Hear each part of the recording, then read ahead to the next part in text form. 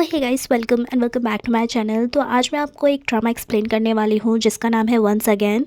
अगर आप के ड्रामा एंथुसियास्ट हो तो मेरे चैनल को सब्सक्राइब कर लो, ये आपके लिए बेनिफिशियल होगा। तो चलो ड्रामा स्टार्ट करते हैं। तो इस ड्रामा के स्टार्टिंग में हमें एक कहानी सुनाई जाती है जहाँ पे हम देखते हैं कि एक आदमी जो स्टंटमैन था, जो स्टंट कर रहा था, उसे चोट लग जाती है और उससे डायरेक्टर पूछता है कि तुम ठीक तो हो, जहाँ पे वो कहता है कि हाँ मैं ठीक हूँ, मैंने एक अच्छा शॉट दिया है और अगली बार भी मुझे ही बुलाना, लेकिन अभी मुझे जाना होगा क्योंकि मुझे लेट हो रहा है। जहाँ पे डायरेक्टर उससे पूछता है तुम्हें किस चीज की देरी हो रही है, वो कहता है कि मुझे डाइवोर्स के लिए देरी हो रही है। एक स्टंटमैन है जिनका नाम है सुजून की वाइफ ने इनसे डिवोर्स ले लिया क्योंकि इन्होंने अपने फ्रेंड को अपनी गारंटी पे लोन दिलवाया था, लेकिन इनके फ्रेंड ने इन्हें धोखा दे दिया और वो वहां से भाग गया, जिसकी वजह से बैंक ने इनका घर जब्त कर लिया और इनका डिवोर्स भी हो गया। जिनके बाद सुजून अपने माँ और पापा के घर में वापस आ गए रहने के लिए। तो हमें एक स्टोरी और दिखाई जाती है जहाँ पे एक सुंदर सी लेडी अपने पति से बातें करते हुए अपनी कार से निकलती है, जहाँ पे उसका पति कह रहा होता है कि मैं बहुत बिजी हूँ, लेकिन जब वो अपने सामने देखती है तो उसके पति को किसी और औरत के साथ देखती है, जिसके बाद वो बहुत ज्यादा गुस्सा होकर उसे मारने लगती है। पति भी उसे देखकर बहुत ज्यादा शॉक हो जाता है और इस इंसिडेंट के बाद उसने अपने पति से डिवोर्स ले लिया और वो भी अपने घर वापस आ गई और वो भी अपने बच्चे के साथ। यहाँ पे सीन शिफ्ट होता है और हम एक और कहानी को देखते हैं जिसमें हम एक डॉक्टर को देखते हैं जिनका नाम है सॉन्ग नाही, जिनकी माँ का कहना है कि ये बहुत ज्यादा स्मार्ट एंड बहुत ज्यादा अच्छी है, जो कि बिल्कुल भी गलत डिसीजन नहीं लेती अपने भाई बहनों की तरह। उसके बाद हम सबसे छोटी बहन को देखते हैं जिनका नाम है सॉन गाही। इनकी हाल ही में शादी होने वाली है और उनके बॉस उन्हें बहुत ज्यादा डांटते हैं। इनकी स्टोरी कुछ ऐसी है कि इन्होंने अपनी पढ़ाई भी अच्छे से पूरी नहीं की है और यहाँ पे सिर्फ एक इंटर्न है। अपने बॉस का डांट सुन के उन्हें हमेशा ऐसे ही रहना पड़ता है और वो बहुत ज्यादा बदतमीजी भी उनसे करते हैं। लेकिन सॉन नाही अपने घर में बहुत ज्यादा शांत है और वो किसी को भी कुछ नहीं बोलती है, इसीलिए अपने बॉस के सामने भी चुप ही रहती है। ऑफिस हार्स में ही उसे अपने फियांसे का कॉल आता है जहाँ सॉन्ग दाही को किसी प्रोफेसर से मिलवाने ले जाना चाहता था, लेकिन सॉन्ग दाही के पास बिल्कुल भी समय नहीं था। वो उसे किसी भी हाल में आने के लिए बोलकर फोन कट कर देता है। उसके बाद हम हॉस्पिटल का सीन देखते हैं जहाँ पे सॉन्ग नाही से उसकी कलीग लड़ रही होती है किसी बात पर। उसकी कलीग कह रही होती है कि तुमने मेरे पेशेंट की दवाइयाँ क्यों चेंज की, जहाँ पे सॉन्ग नाही कहती है कि उसके लिए वही दवाइयाँ सही है जो मैंने दी है। सबके बीच आकर एक मेल डॉक्टर दूसरे डॉक्टर की तरफदारी कर देता है, जहाँ पे सॉन्ग नाही को बहुत ज्यादा गुस्सा आता है उसके ऊपर। मेल डॉक्टर कहता है कि तुम्हें अपने पेशेंट्स पे ध्यान देना चाहिए, दूसरों के पेशेंट्स को दवाइयाँ नहीं देनी चाहिए। इस सीन में हमें पता चलता है कि ये जो मेल डॉक्टर है ये ही सॉन्ग नाही का हस्बैंड है, क्योंकि अगले ही सीन में वो उससे लड़ने चली जाती है, जहाँ पे हम देखते हैं कि वो खाना खा रहा होता है और भी डॉक्टर बगल में बैठकर खाना खा रहे होते हैं जो कि इनके जूनियर्स होते हैं। इनका झगड़ा देखकर वो लोग भी बहुत ज्यादा अनकंफर्टेबल होने लगते हैं और यहाँ से जाने लगते हैं। सॉन्ग नाही के पूछते ही वो लोग मना कर देते हैं और वहीं पे जाके बैठ जाता है। इस सीन में हमें पता चलता है कि सॉन्ग नाही बहुत ज्यादा डोमिनेटिंग है, पर्सनालिटी की है और वो बहुत ज्यादा डरावनी भी है, जिससे उसके सारे कलीग्स भी उससे डरते हैं। सीन शिफ्ट होता है और हमें बाहर का सीन दिखाया जाता है जहाँ पे ये सॉन्ग नाही कैब पकड़ कर जाती है और वहीं पे उसका पति अलग कार पे जाता है, जहाँ से हमें पता चलता है कि इन लोगों की शादी में भी बहुत सारे प्रॉब्लम्स है। वर्क प्लेस में लड़ाई करने के बाद भी घर पे आते ही ये लोग दोनों एक दूसरे से भिड़ जाते हैं और फिर से छोटी छोटी बातों पे लड़ाई करने लगते हैं। सीन में सॉन्ग नाही का पति उससे कह रहा होता है कि तुमने सारे कलर के कपड़े एक साथ क्यों धो दिए हैं, जिसकी कंप्लेंट सुनकर सॉन्ग नाही को इतना ज्यादा गुस्सा आता है कि वो सारे कपड़े उठाकर बालकनी से बाहर फेंक देती है। यहाँ हमें दूसरे घर का सीन दिखाया जाता है जहाँ पे सॉन्ग नाही के भाई और बहन, इनका डिवोर्स हो गया है और जो अपने माता पिता के साथ रहते हैं, जहाँ पे रहने के लिए उनके पिता उनसे भाड़ा लेते हैं। अपने बेटे को डांट रहे होते हैं ज्यादा गर्म पानी यूज करने के लिए क्योंकि बिजली का बिल ज्यादा आता है। इसके अलावा वो इन दोनों से घर खर्च के लिए पैसे भी मांग रहे होते हैं। शिफ्ट होता है और हम यहाँ पे जूसियन की फैमिली का सीन देखते हैं जहाँ पे उसकी वाइफ ने उससे डिवोर्स ले लिया था और वो अपने दोनों बच्चों का ख्याल रख रही थी। यहाँ पे हम देखते हैं कि वो अपनी बड़ी बेटी को स्कूल पे छोड़ती है और अपनी छोटी बेटी को अपने पति के घर पे छोड़ देती है, जहाँ जहाँ पे हम जूसियन की मॉम को अपनी बेटी की तारीफ करते हुए देखते हैं। यहाँ पे वो कह रही होती है कि जूसियन अब सुधर गया है, अपने घर खर्च के पैसे भी जल्दी दे देता है और अभी भी वो काम पे ही गया हुआ है, लेकिन उसके मॉम के ये कहने के बाद ही वो दूसरे कमरे से बाहर निकलता है। तो देखकर उसकी मॉम गुस्सा करने लगती है और जूसियन की वाइफ चली जाती है। सीन से हमें ये पता चलता है कि जूसियन की मॉम अभी भी कोशिश कर रही है कि जूसियन और उसकी वाइफ के बीच सब कुछ ठीक हो जाए। सीन शिफ्ट होता है और हमें मार्केट का सीन दिखाया जाता है जहाँ पे बहुत सारी औरतें जूसियन की मॉम को रोककर कहती है कि आपकी छोटी बेटी की शादी होने वाली है, क्या आप हमें बता सकती है कि आपका दामाद क्या करता है। तो इस सीन में हमें पता चलता है कि ये लोग सॉन्ग नाही की बातें कर रहे थे जिसकी अभी शादी होने वाली है और इसकी मॉम उसका आंसर देती है कि मेरा दामाद एक सिविल सर्वेंट है। उसके बाद वो दोनों औरतें उनसे कहने लगती है कि भले ही आपके बच्चों की तकदीर कैसी भी हो, लेकिन आपको दामाद बहुत ज्यादा अच्छे मिल रहे हैं। लोगों की बातें सुनकर उन्हें बहुत ज्यादा गुस्सा आने लगता है। फिर हमें हॉस्पिटल का सीन दिखाया जाता है जहाँ पे सॉन्ग नाही से मिलने उसकी सास आई होती है, तो उसके लिए गिफ्ट लाई होती है और कहती है कि ये लो तुम अपनी बहन की शादी में यही पहनना, जहाँ पे सॉन्ग नाही वो गिफ्ट देखकर कहती है कि ऐसा तो मेरे पास बिल्कुल सेम कलर है।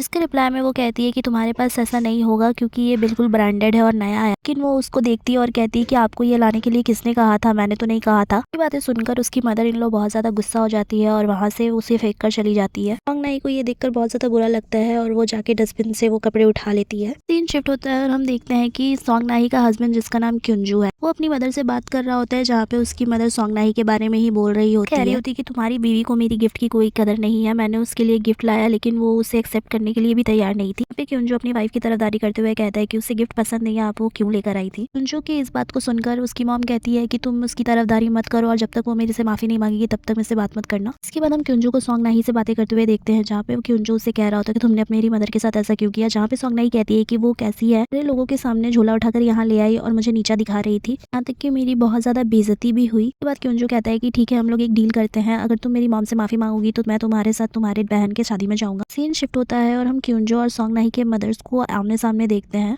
यहाँ पे सोंगनाही की मदर क्युंजू की मदर को इनवाइट कर रही थी अपनी बेटी की शादी के लिए। इसके रिप्लाई में क्युंजू की मदर कहती है कि हाँ मैं जरूर आऊंगी, दिल से प्रार्थना करती हूँ कि तुम्हारी इस बेटी की शादी जरूर अच्छी से जाएगी। ये सुनकर सोंगनाही की मदर बहुत ज्यादा शॉक में आ जाती है। सोंगनाही की आंटी भी सोंगनाही की मदर को कहती है कि इससे क्या हुआ, इतने गुस्से में क्यों है, तुम्हें ताना मार के क्यों गई। सीन शिफ्ट होता है, हम सोंगनाही को उसके फियांसे के साथ देखते हैं जो किसी से मिलने आए होते हैं। सोंगनाही को एक अर्जेंट कॉल आता है जिसे लेने के लिए वो बाहर जाती है, जहाँ पे उसे पता चलता है कि कुछ अर्जेंट काम आ गया है। इसके बाद उसका फियांसे उसे पूछने आता है कि तुम कहाँ जा रही हो, जहाँ पे वो कहती है कि मुझे जाना होगा और मुझे अर्जेंट कोई काम है। इसके बाद वो अपना काम करने के लिए वहाँ से चली जाती है और डिसअपॉइंटमेंट उसके बॉयफ्रेंड के शक्ल में दिख रही थी। इसके बाद हमें घर का सीन दिखाया जाता है, जहाँ पे उसके दोनों डिवोर्स भाई बहन बैठे होते हैं और उनके बच्चे भी वहीं पे बैठे होते हैं, जहाँ जूसियन की वाइफ अपने बच्चों को लेने आई होती है। इससे हमें पता चलता है कि भले ही जूसियन ने अपने पास में बहुत सारी गलतियां की हों, लेकिन वो अपने वाइफ और बच्चों से बहुत ज्यादा प्यार करता है। हम देखते हैं कि सोंगनाही और उसका हस्बैंड उसकी माँ से माफी मांगने के लिए आते हैं, जहाँ पे सोंगनाही अपनी माफी मांगती है। सोंगनाही की मदर इन लो थोड़ी सी नखरे दिखाती है लेकिन उसे माफ कर देती है। फिर हम डिनर का सीन देखते हैं, जहाँ सोंगनाही की मदर इन लो कहती है कि अब तुम लोग बच्चा कर लो, अब तो तुम्हारी उम्र भी हो गई है, उम्र निकल जाएगी तो होगे भी नहीं। सुनकर वो लोग बहुत ज्यादा अनकंफर्टेबल हो जाते हैं। सीन सीधा शादी पे शिफ्ट होता है, जहाँ पे हम इन दोनों की बड़ी बहन सोंगनाही को देखते हैं, जो सब लोगों को ग्रीट कर रही होती है। यहाँ पे उनके एक रिश्तेदार सोंगनाही को कहती है कि अरे तुम तो अभी भी सुंदर लगती हो। इसके रिप्लाई में सोंगनाही कहती है कि मुझे लगता है कि अब मुझे दोबारा शादी कर लेनी चाहिए, और वो लोग हंसने लगते हैं। ये देखकर उसकी मदर बहुत ज्यादा गुस्सा हो रही होती है और उसे साइड में ले जाके कहती है कि तुमने तो कहा था कि तुम लो प्रोफाइल में रहोगी। सोंगनाही कहती है कि मेरे लिए भी आज बहुत बड़ा दिन है, मेरी बहन की शादी है और अब तो ऑफिशियली सिंगल हूँ, तो मैं क्यों नहीं दूसरी शादी कर सकती हूँ। उनकर उसकी मदर शॉक हो जाती है और देखती है कि वो दूसरे लोगों से बातें करने चली गई। हम देखते हैं कि सोंगनाही बहुत ज्यादा परेशान थी, वो अपने पति को कॉल लगा रही थी लेकिन उसका पति कहता है कि मैं अभी पार्लर में हूँ अपनी मदर के साथ। उसके रिप्लाई में सोंगनाही कहती है कि तुम्हारी मदर इतनी तैयार होकर क्यों आ रही है, वो उनकी तो शादी नहीं है, दुल्हन तो कोई और है। ये बोलकर वो कॉल कट कर देती है और हम क्युंजू को देखते हैं जो अपनी मदर को समझाता है कि जल्दी करिए, हमें शादी के लिए लेट हो जाएगा और मुझे वहाँ जाना जरूरी है। को ये सब करवाना था तो आप सुबह लेट से क्यों उठी, आपको देखकर लग रहा है कि आप जरूर लेट नाइट तक ड्रिंक कर रही थी। जहाँ पे उसकी मदर कहती है कि तुम ऐसा क्यों बोल रहे हो, मैं ऐसा कुछ नहीं कर रही थी। उसके बाद हम दूल्हा दुल्हन को देखते हैं जो कि अपनी पिक्चर्स क्लिक करवा रहे थे, जहाँ पे सोंगनाही कह रही होती है अपने फियांसे को तुम अभी भी नाराज हो कल के लिए, मैं बहुत ज्यादा माफी मांगती हूँ तुमसे। हाँ हम देख सकते हैं उसका फियांसे अभी भी उससे नाराज था। जिसके बाद हम सीधा शादी का सीन देखते हैं, जहाँ पे हम देखते हैं कि शादी हो जाती है और सब लोग बहुत ज्यादा खुश रहते हैं। शादी होते ही हम देखते हैं कि सोंगनाही और उसकी मदर का कॉन्वर्सेशन चल रहा था, जहाँ पे सोंगनाही कहती है कि हम लोग पिक्चर क्लिक करवा लेते हैं क्योंकि मुझे नहीं पता क्युंजू कब आएगा। उसके तुरंत बाद हम क्युंजू को भाग कर आते हुए देखते हैं, जो कि अपनी मदर के साथ आ रहा था। सोंगनाही उसके ऊपर गुस्सा कर रही होती है और कह रही होती है कि तुम इतने लेट से क्यों आए, जहाँ पे उसकी मदर कहती है कि ठीक है कोई बात नहीं, अगर ये आ तो गया ना, तुम इस पे गुस्सा क्यों कर रही हो। उसके बाद हम देखते हैं कि ये लोग फैमिली फोटो लेते हैं। अपनी छोटी बेटी की शादी करके ये पूरी फैमिली बहुत ज्यादा खुश थी। शादी खत्म होने के बाद गाही अपने बेटी को लेकर जा रही थी अपने एक्स पति के साथ, जहाँ पे गाही का बेटा बहुत ज्यादा खुश था क्योंकि उसे लगा था कि फाइनली वो अपने फादर के साथ कुछ टाइम स्पेंड करेगा। गाही का एक्स हस्बैंड एंड टाइम पे प्लान कैंसिल कर देता है, जिसे सुनकर गाही को बहुत ज्यादा बुरा लगता है अपने बेटे के लिए। उसके बाद सीन शिफ्ट होता है और हम शादी के बाद का सीन देखते हैं, जहाँ पे दाही अपने हस्बैंड के साथ एक होटल में रुकी हुई थी, जहाँ उसके पति को कॉल आता है अपने फ्रेंड्स का। ड्रामे के बीच एक नए चेहरे को देखते हैं, जहाँ पे हमें दिखता है कि एक लड़का एयरपोर्ट के सामने एक लड़की से फ्लर्ट कर रहा था, जहाँ पे उस लड़की ने अपना नंबर उस लड़के को दे दिया। तो लड़की बहुत ही ज्यादा ब्यूटीफुल होती है और कहती है कि मुझे जरूर कॉल करना। फिर से शिफ्ट होता है और हम दाही, उसके हस्बैंड और उसके दोस्तों को देखते हैं। सीन से हमें ये पता चलता है दाही जो कि कॉलेज कभी नहीं गई, से इन लोगों की बातें बिल्कुल भी समझ नहीं आ रही थी क्योंकि ये लोग ऑफिस की बातें कर रहे थे। उसे कुछ समझ नहीं आ रहा था तो वो बहुत ज्यादा बोर हो रही थी। बात करते करते ही उसका हस्बैंड जाता है सरदर्द की गोली लेने के लिए, लेकिन वो उसके पीछे पीछे जाती है क्योंकि उसके पास सरदर्द की गोली थी। वो सरदर्द की गोलियां अपने हस्बैंड को देना चाहती थी, जिसके लिए वो लिफ्ट की तरफ बढ़ती है। वो लिफ्ट का वेट कर रही थी, तब उसे दिखता है कि एक लड़का और लड़की मेकआउट कर रहे थे, लेकिन जब वो उसे ध्यान से देखती है तो उससे पता चलता है कि ये तो उसका पति है और वो लड़की उसकी कॉलीग। तो ये देख के अपनी आंखों पे विश्वास नहीं होता है और वो बहुत ज्यादा घबरा जाती है। उसका पति भी उसको देख लेता है और उस लड़की को साइड करके उसके पीछे पीछे जाता है, जहाँ पे हम देखते हैं कि वो अपना सामान लेके लॉबी में आ जाती है। ऐसे भी करके वो उसको रोकता है और उससे बोलता है कि मैं उसके साथ सब कुछ खत्म करने ही वाला था, वो मेरे साथ ऑफिस में रहती है और मैं बहक गया था। खूबसूरत है, इंटेलिजेंट है, अच्छे कॉलेज से पढ़ी है, यहाँ तक कि मेरे ऑफिस में ही है, फिर भी मैंने तुम्हें चुना है, तो प्लीज ये सब भूल जाओ और मेरे साथ आओ। उसके बहुत ज्यादा समझाने के बाद भी जब ताही उसकी बात नहीं मानती है तो वो उसे बहुत ज्यादा भला बुरा कहने लगता है। ताही को कहता है कि मैंने सिर्फ तुमसे इसलिए शादी की क्योंकि तुम तेज नहीं हो,